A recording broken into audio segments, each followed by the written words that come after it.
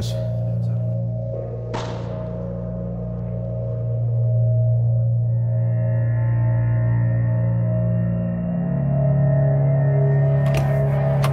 And what's up?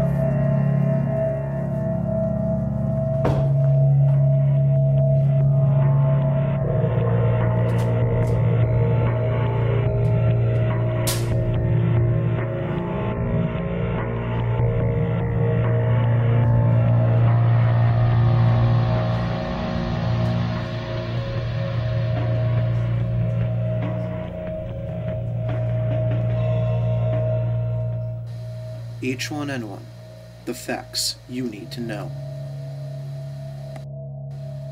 How does H1N1 spread from person to person?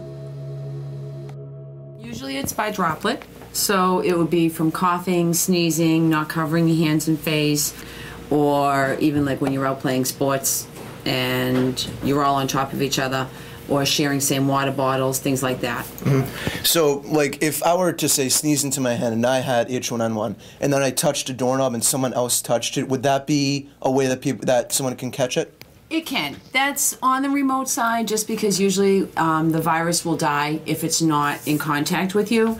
However, if you were to shake somebody's hand, yes, absolutely, you could give them the virus. Certainly, H1N1 can increase. However, we're told by the government that more and more of the flu vaccine is going to get here, so perhaps more of our students, if any have been inoculated, more can be inoculated at that point in time, maybe in December. How can you effectively stop the spread of H1N1?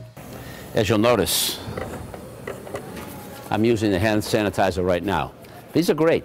These are great. We're trying to convince more and more of our students to use these. They are definitely being used. I'm definitely refilling them on a more frequent basis. Well, it's difficult. It's an individual thing. We can do what we can do in terms of putting the hand sanitizers in. We can tell you should be drinking more water as the winter season gets here. Well, yeah, these Clorox disinfecting wipes get all those nasty germs out. Who is at risk the most?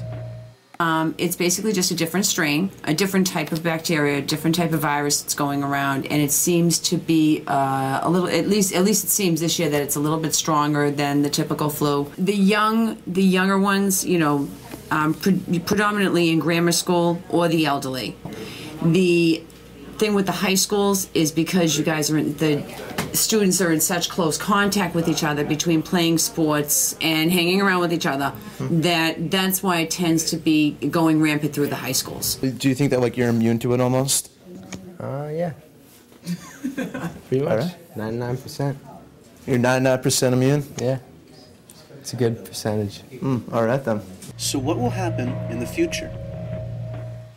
Certainly some schools have closed down as a result of the H1N1.